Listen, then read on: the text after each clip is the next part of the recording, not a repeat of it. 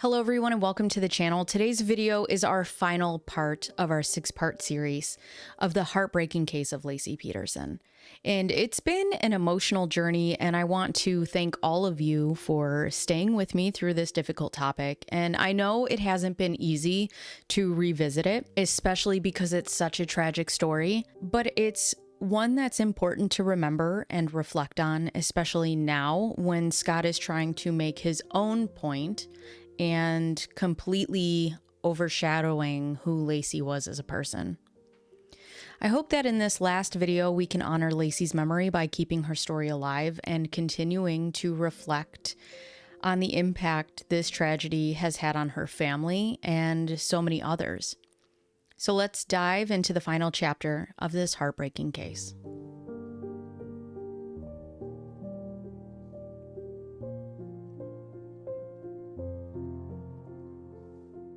Sharon Roca, Laci's mom, is talking about how she's getting her ready for her wedding, and Laci was starting to get nervous, and she was asking her if she was too young to get married. And you can tell in this moment when they show Sharon in this interview that Sharon has regrets, as any mother would.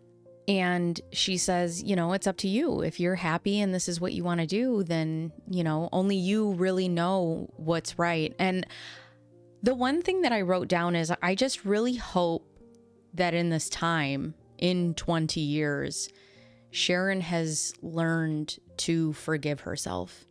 There was nothing that she could have done that could have changed the outcome. There's nothing that she could have done to prevent this. Nobody could see this coming. And one of the things that she says is, I've just learned to go with my gut feeling. And it's heartbreaking because she did have a feeling, but at the same time, you have to trust your children. At this point, they're adults. They are in love and they know what they're doing and they want to start a life. And she trusted that her daughter was making the right decision. They show police gathered at Point Isabel, where the news starts to report about a body being found. It's a female body being washed up on shore, and they also share reports of a male infant or fetus being found the day before. Laci's friends go on to say that they absolutely knew that this was Laci and Connor, which is interesting to me because in Face to Face with Scott Peterson, he says that when the bodies came up, there was absolutely no inkling that it was them. Wasn't them at all. They go to interview Laci's mom, and she says, and I quote, "The chief of police called me." And she just pauses. And she starts to make some facial gestures, and she starts to shake her head. And you can tell she's replaying this exact conversation in her brain. And she is unable to continue the story, which I completely understand and don't blame her at all. But now everything has changed because this has gone from a missing person investigation to a homicide investigation. They had their sights set on Scott, but now they just had to prove it. And one of the things that Detective Al Brocchini had said that Scott said that he went to Brooks Island, and it wasn't far from there where Laci and Connor were found. So they start building their case, piece by piece. The theory is that somewhere after Laci speaks with her mother on the 23rd of December around 8:30 p.m., and between 10:18 a.m., when Karen Service, their neighbor, puts Mackenzie the dog back in their backyard, Scott kills Laci, wraps her in a tarp, puts her in the back of his truck, strategically leaves the dog on the leash, covers the tarp in the back of the truck with multiple patio umbrellas, takes her to the warehouse, gets her into the boat, has 4 out of 5 homemade anchors, and we know the rest from there. They had to get DNA to prove that the bodies are that of Laci and Connor. And at the time that the police are starting to put all these pieces together, Scott is spending a lot of time in San Diego. And this becomes a point of contention between the two parties. The police will tell you that he was trying to flee to Mexico, whereas the Peterson family will tell you that his parents lived there, his brother lived there with his sister-in-law, and he was spending a lot of time with them during this whole time before he ended up getting arrested. Leave me your comments down in the comment box below and let me know if you think he was just spending time in San Diego or if he was truly trying to flee to Mexico. April 18th, Scott was staying at his sister's house, and that morning he was going to go golfing with his dad and his brothers to try to just have a day of normalcy. And the police start following him, to which Scott at the time thinks it's media, and he starts swerving in and out of traffic. He stops in the middle of the highway. He starts driving erratically, and the police are actually afraid that he's going to cause either some sort of accident between him and someone else or between two people, and somebody's going to get hurt. So they make the quick decision to arrest him. The police end up confronting Scott in front of the Torrey Pines golf course, and when he gets out of his vehicle, he looks completely different than the Scott Peterson we've come to know. He has blonde hair, he has a blonde goatee, as opposed to the very clean, shaven, dark-haired Scott that we've seen before. When they arrested Scott and searched his car, they find almost $15,000 in cash, multiple cell phones, knives, rope, shovel, cooking grill, Viagra, credit cards for himself and his brothers, and also his brother's ID. Now, in the face-to-face with Scott Peterson case, they will tell you that the almost $15,000 in cash was because his brother was buying a truck off of him. So that's where the money came from. He had his brother's ID because he was going to use it so that he could get into the golf course for a discount. They never address the cell phones, the credit cards, the camping gear, the Viagra. After they put Scott in the car is when they find out that the DNA has come back as a positive match for Laci and Connor. And they turn around and they say that Scott has bowed his head, one tear and a sniffle, and they are driving 15 miles, so they stop for something to eat, and they ask Scott if he wants anything to eat, and the transcript says, "I'll have a double with a fry and a milkshake." And that's really it. Scott will tell you that he had this terrible, just visceral, emotional reaction. And the police will tell you that there was almost nothing. Because of the media coverage and everybody in Modesto absolutely hating Scott Peterson, they had to move the trial to San Mateo County to give him his absolute best shot, which I agree with. You know, at this point, they had people wearing Scott's face on a t-shirt, they had billboards, and, you know, I really don't know where they could have moved him to get a fair trial, but that's what we deserve as citizens of America, is fair trials.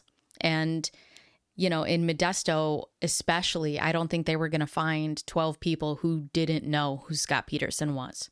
In March 2004, we start the trial. And the jurors go on to speak. There's 2 jurors that are being interviewed in this docuseries, and they say, "Give me all the facts. Yeah, he's lied, and yeah, he's had an affair, but that doesn't make him a killer. And you're going to have to prove to me that he did this," especially because they knew that the death penalty was on the table. Sharon talks about how she shows up to the case every single day. She actually found out more during the trial than she did during the investigation because the police couldn't tell her anything. And it has to be devastating to hear it inside of the trial and find out all those facts for the first time, sitting in a room with other people. I can't imagine. She says that the only day that she didn't go, and rightfully so, she said that the only day that she didn't go was the day that they spoke about the conditions of Laci's body. And then Amber Frey comes in, and she completely changed the trajectory of this case once again. Watching the footage of her walking into the courtroom and testifying, she really is so brave. She held her head up high. She had a mission.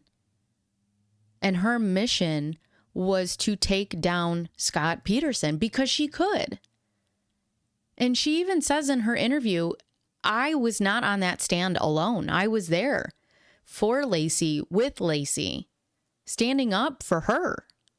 Somebody brings up a great point in this documentary. I can't remember who it was, but Scott had decided not to testify, which in most defense cases, your defendant will not testify. However, his voice was still heard. I believe it was Gloria Allred that said this. With 29 hours of wiretap, all they heard was Scott Peterson professing his love and lying to Amber Frey about where he was. They heard the phone call of when he said he was in Paris and he actually wasn't because he was at the candlelight vigil for his wife. And that is what stayed in the memories of the jurors. His actions and his words to Amber Frey proved that this was a premeditated thing, especially with the fact that he told her that he had lost his wife before she was ever missing, especially the fact that he had to confront her on December 9th to tell her that he was married, and that was also the same day that he bought the boat. There were 6 men and 6 women on the jury for Scott Peterson, and on November 12th, they would come out with the verdict. And there is a crowd of a sea of people outside of this courthouse, just waiting to videotape or take a picture or, catch a glimpse. His sister had said that she was actually in really great spirits, that this was finally coming to an end, and they were convinced that they were going to bring Scott home. One of the reporters says that as they were filing into the courtroom, one of the jurors looked at the mom of Laci Peterson and winked at her, which is, to me, wildly out of hand. Why they are indicating anything before a verdict is read is insane. Also, if you're a lawyer, because I am not, but let me know if you're a lawyer or a judge, if something like that is caught by the judge, or say the prosecutor or the defense or wouldn't there any repercussions that can come from that? I'm curious. If a juror winks at Laci's mom, wouldn't that prove some sort of bias? Can you get a mistrial for that? That seems, I don't know. It just seems like such a risk to do something like that. They go on to read the verdict, and you just see the people in the crowd cheering. And it is so gross. And I have to say, as I personally find Scott Peterson guilty, I find these actions appalling. These are real people's lives. He is still a brother. He is still a son. He was a son-in-law. And even though he was found guilty, there was still pain and suffering inside of that courtroom. Sharon says that she felt a sense of relief, which I could imagine. But she also goes on to say, there's no happiness. It's just she said she felt like she was a balloon, and at that point, all the air had been let out.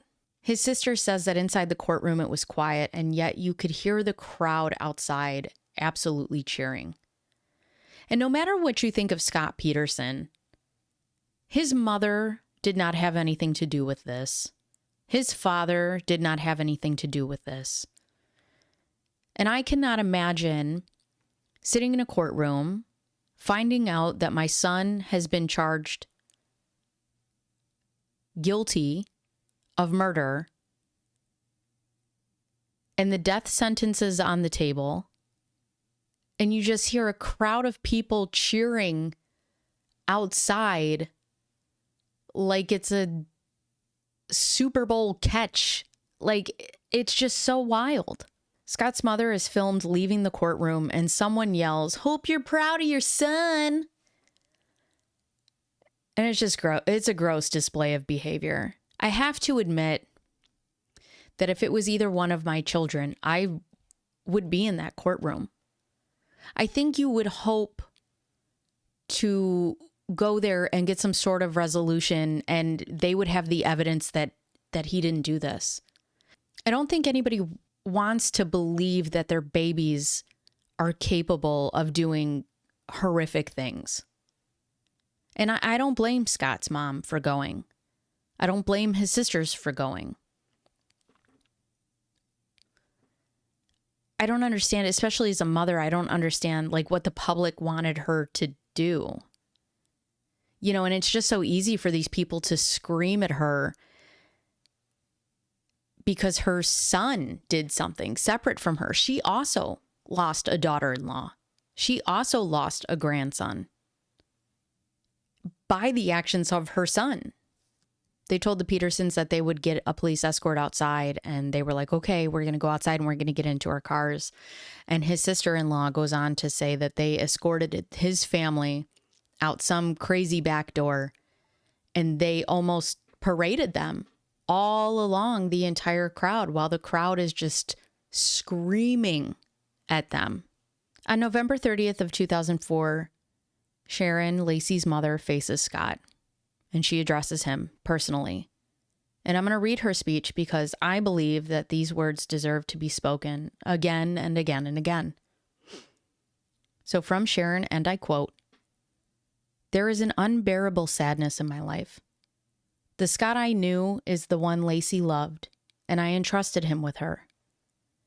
You made a conscious decision to kill Laci and Connor. You planned and executed their murders. Yes, you did. You threw them away like a piece of garbage. Your arrogance led you to believe that you were more intelligent than anyone else, and you were wrong. Dead wrong. You're not intelligent at all. You're stupid. Stupid to believe murder was your only way out of marriage. You attended a Christmas party with your girlfriend while your pregnant wife went to her Christmas party alone. There was no way for me to know on December 15th that it was the last time I would ever see Laci alive. But you knew it. You are lazy, spoiled, self-centered, and a coward. But above all, you are an evil murderer. Not even Satan will claim to have a part in your makeup. You, Scott, are proof that evil can lurk anywhere. You don't have to look evil to be evil. You chose what you thought would be the easiest way out for you. Why did you murder her, Scott? That's an answer we'll never get. How dare you murder her? She was my daughter. I wanted her, and I always will. I trusted her, and you betrayed me, betrayed her, betrayed everyone. You selfishly cheated on her and then murdered her. I know you're nothing but an empty shell. You have no heart, no soul. She didn't stand a chance physically against you, Scott. How did that make you feel? Were you proud of yourself? Did you feel a sense of accomplishment? Relief that they were gone? There's a huge hole in my heart that will never be healed. I miss Laci so much. I miss having a daughter. I miss making plans with her. I miss teasing her, hearing her giggle. I miss her telling me about plants and new recipes, about her baby and her plans for future. I miss being my daughter's mother. I'll never meet my grandson. What kind of person would he be? Would he cry when he has a picture taken with Santa? I'll never know this because his father murdered him. Laci didn't know the Scott that sits in this courtroom. She loved you, but she didn't need you. I find solace in the knowledge that you sentenced yourself to death when you murdered Laci. You took it upon yourself to be her judge and jury, and then her executioner. I only care that you get what you deserve, which is death. You didn't count on Laci's spirit, that it would be stronger than your evilness. We had to bury Laci without her arms to hold her baby, without her head to kiss and smell her sweet little baby Connor. You have no idea what the thought of that does to my soul. I'm haunted every day with visions of you murdering Laci. Did she know you were murdering her? Did you look her in the eye as you killed her? Was she conscious when you put her in the bay? Nothing will ever undo your evil. You deserve to be put to death as soon as possible. What were you thinking as you were killing Laci? What do you think Laci was thinking? I'll tell you what I think she was thinking. Scott, why are you killing me? You know how much I love you. You promised to take care of me and protect me. Scott, I don't want to die. Please stop. Please stop. I don't want to die. And your son was thinking, Daddy, why are you killing Mommy and me? Daddy, why are you killing us? We don't want to die. You deserve to burn in hell for all eternity. They come back to Sharon now in 2024, and she's getting choked up. And I'm like gonna cry now because this is the first time I've actually read through that. She starts getting choked up and she says, she may be gone physically, but she'll never be gone from our hearts. And she still lives with all of us. And I have to say, as a woman, as a mother, she is so strong. And whether Laci was here physically or not, she never gave up on her. And I think there's something so powerful about that. The jury comes back again and they have sentenced Scott Peterson to death. A reporter told a juror that people around the world are applauding you. And the juror looks back at him and he says, well, they're going to have to answer to themselves for that. And then he goes on into how serious this is. People are applauding that you have sentenced another human being to death. And that is something that has stuck with him for his entire life now. And it's just so easy for these people to cheer, but what they don't realize is how many people are affected by Scott's one action, including these 12 jurors who didn't know any of these people personally. People are clapping and cheering and whistling as the jury leaves the court. And I can only think that the reason that they're doing this is because it's not them in that position. It's not them that had to sentence one of their peers to death. I personally believe in the death penalty. I do believe that there are people in our society that cannot function among the rest of the public. But I also don't know if I could be capable of sentencing someone to death and essentially being responsible for taking another person's life. It's a sticky situation. Sharon goes on to say that Scott destroyed a lot of lives, including his own family's. And she said that he upset theirs, but he didn't destroy it. She wouldn't give him the credit for destroying their lives. Detective Al Brocchini gets on and he gets a little choked up and he says that he apologized to Sharon.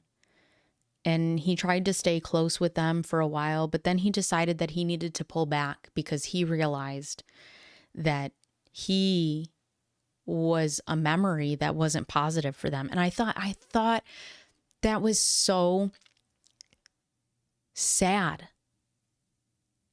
He tried so hard to help them and get justice and find Laci, and he cared about them, only to realize that no matter how much good he tried to do just by showing up and existing, like there's still something so negative associated with him. Another thing that really got me was that there were people that were cheering as Sharon, Laci's mother, is also walking out of the courtroom. And I still don't understand why people are cheering. This doesn't change anything. She doesn't get her daughter back. She'll never get to meet her grandson. And it was her son-in-law, who she also loved, who she trusted, that is responsible for Laci being gone. What is it that you're cheering for?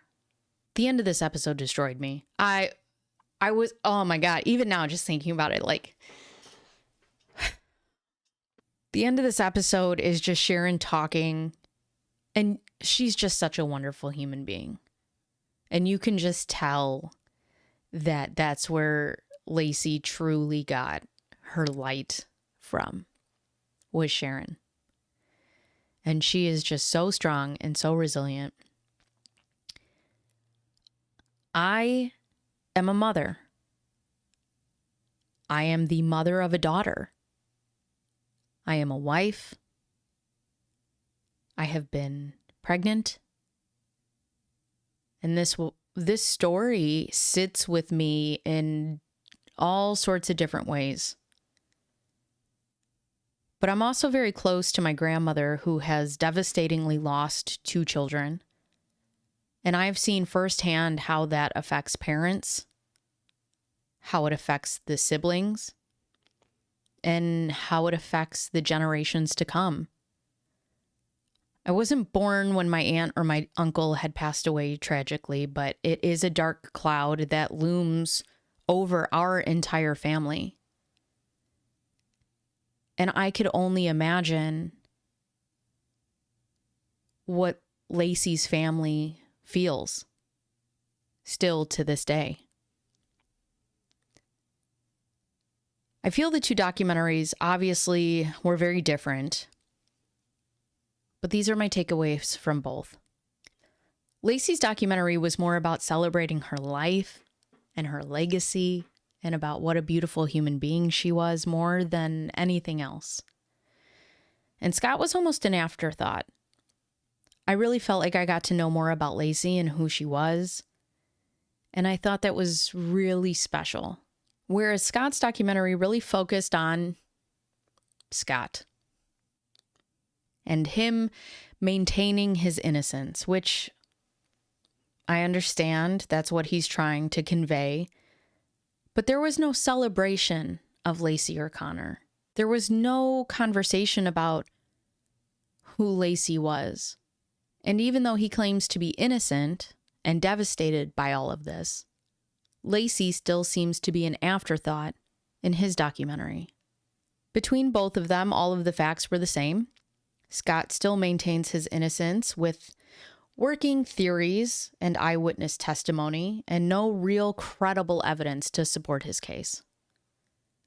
I think if he did have concrete evidence, the police would have found it, and the outcome would have been very different. I think that we can all agree that this case, the story of Laci Peterson, is beyond heartbreaking. It's hard to find the right words to express the tragedy of what happened to Laci and her unborn son, Connor. So many lives shattered, and there's a weight of sadness that lingers long after all the headlines and court dates have passed. What makes this even harder is knowing that Laci was someone who was so loved by her family, by her friends, by her entire community. She had a whole future ahead of her, a life filled with so much potential, dreams, and joy that was cut short in the most senseless way. And at the end of the day, we're left with the harsh reality that justice, no matter how swift, will never bring her back. But we remember her. We honor her memory by speaking her name, by sharing her story, by keeping her in our hearts. And that's what we have to hold on to. Her light, her spirit, and the impact she continues to have on all of us. Thank you for staying with me through this difficult and extremely long topic. I know it's a heavy one, but it's important that we speak about these things. Please feel free to share your thoughts down in the comments, and let's keep the conversation going. And always, please be kind to one another and take care of yourselves. I'll see you guys next time.